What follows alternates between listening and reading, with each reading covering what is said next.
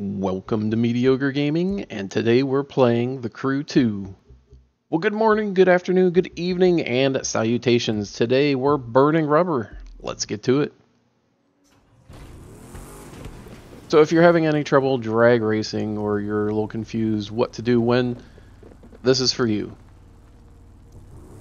So what you do when you first start, you get to the starting line for most of them. Sometimes there's a cutscene. And it says 3, 2, 1, go, but you don't actually go. It tells you what the time is, and then it says run 1, and then you actually do something. Once the countdown starts, you're going to want to rev it up to 6 or 7 right away, and then scale back to about a 5 on the tack. And then at the end, you can adjust it depending on how quick you are or slow. Once it gets to the third red light, you want to anticipate the green light, and you want to go ahead and accelerate at that moment, right when it turns green.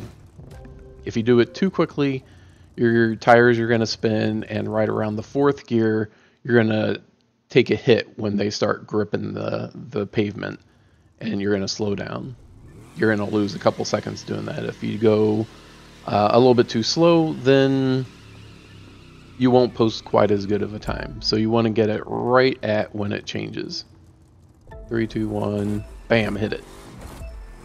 And then you want to make sure you're hitting those shifts as close to the green as you can. So good or perfect would be ideal. And once you hit the 5th gear, the highest gear, then you hit the nitrous and you run through it. Now, a couple of the later races, drag races, you do have a turn that you'll have to watch out for. You can't just go straight down the stretch. So do be careful of those. Make sure you don't bump the sides. And that is really it. Now, for icon points, you want to put everything in frenetic and pure. Pure gives you extra nitrous power. Frenetic gives you extra power per second. Now you can play around with it to see what works best for you.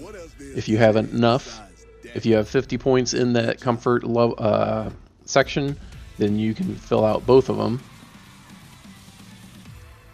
And that's the only thing that's going to matter for drag racing. Now, if you have a partner, 1, 2, or 3 other people that you can play with, you can't bump into them during the drag race, but you can drift behind them.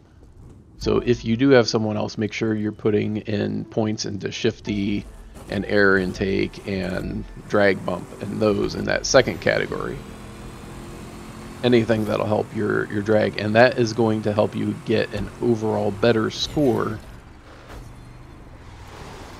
Because if you can get 11.2 seconds by yourself, then you're going to be able to do even better with someone else when you can slipstream behind them. Now, the other assumption is that the people you're playing with are going to be approximately the same level, within 10 points, 20 points. That's it. What tips do you have that I haven't shown here that have helped you out in drag racing? Go ahead and leave those in the comments below.